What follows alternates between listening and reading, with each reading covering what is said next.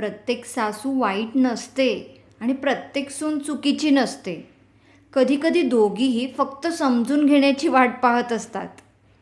पाहूया कथेतील सासू सुनेची जोडी कशी आहे. लग्न होऊन स्नेहा पहिल्यांदाच त्या घरात आली होती. नवं घर, नवी माणसं आणि मनात हजार प्रश्न. तिने खूप गोष्टी ऐकल्या होत्या.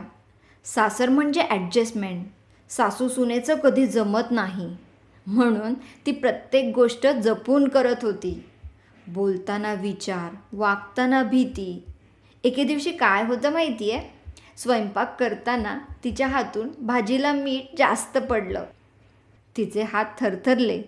तिला वाटलं आता नक्की काहीतरी ऐकावं लागेल. पण सासूबाईंनी एक घास घेतला, हलकसं हसल्या आणि म्हणाल्या, घरात मीठ कमी जास्त होत राहतं, फक्त मनातला गोडपणा कमी होता कामा नये. त्या एका वाक्याने स्नेहाच्या मनातली भीती थोडी कमी झाली. असेच दिवस जात होते. सासूबाई तिला फक्त घरातल्या गोष्टी शिकवत नव्हत्या, त्या तिला त्या घराचा भाग बनवत होत्या.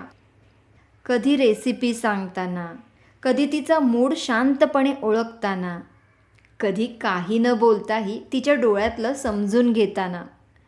हळूहळू दोघींमध्ये एक वेगळंच नातं तयार होत गेलं. ना पूर्ण आई मुलगी, ना फक्त सासू सून. त्यापेक्षा खूप वेगळं. एकमेकींच्या सवयी समजून घेणारं, कधी न बोलता साथ देणारं आणि घराला घरपण देणारं. एकदा स्नेहाचं तिच्या नवऱ्याशी भांडण झालं.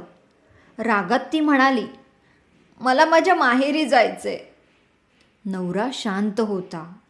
तीही शांतपणे बाल्कनीत बसून रडत होती. सासूबाई तिच्या शेजारी येऊन बसल्या.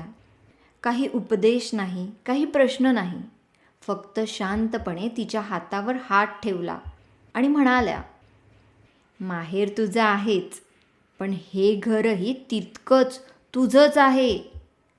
नाती जिंकायची नसतात ग, टिकवताना एकमेकांना समजून घ्यायचं असतं. तेव्हा स्नेहाला एक गोष्ट कळली, त्या नात्याला नाव देणं कदाचित शक्य नाही, कारण काही नाती आई मुलगीपेक्षाही वेगळी असतात. ती रक्ताची नसतात, पण आयुष्यभर साथ देतात. काळ गेला.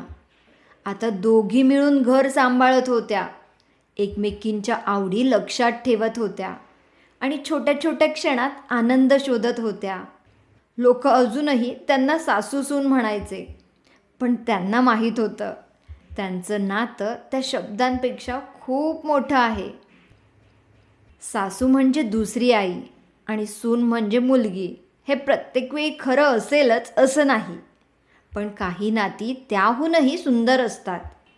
कारण ती नाती जन्माने नाही, तर रोज थोडं थोडं समजून घेत तयार होतात. हो की नाही? हो, माझी सासू आईसुद्धा मला समजून घेणारी आणि सांभाळून घेणारीच आहे. त्यांना माहिती आहे, त्यांच्यावेळी काळ वेगळा होता, आता तसे नाही. त्यांच्या काळासोबत आत्ताच्या सुनेची तुलना करणे चुकीचेच आहे. काळानुसार त्याही अपडेट होत आहेत आणि त्यामुळेच मी त्यांच्यासोबत आनंदात आहे. तुम्हीसुद्धा तुमच्या सासू आईची काळजी घ्या. कथा कशी वाटली जरूर कळवा. भेटूया लवकरच नवीन कथेसह. तोपर्यंत काळजी घ्या आणि आनंदात रहा. धन्यवाद.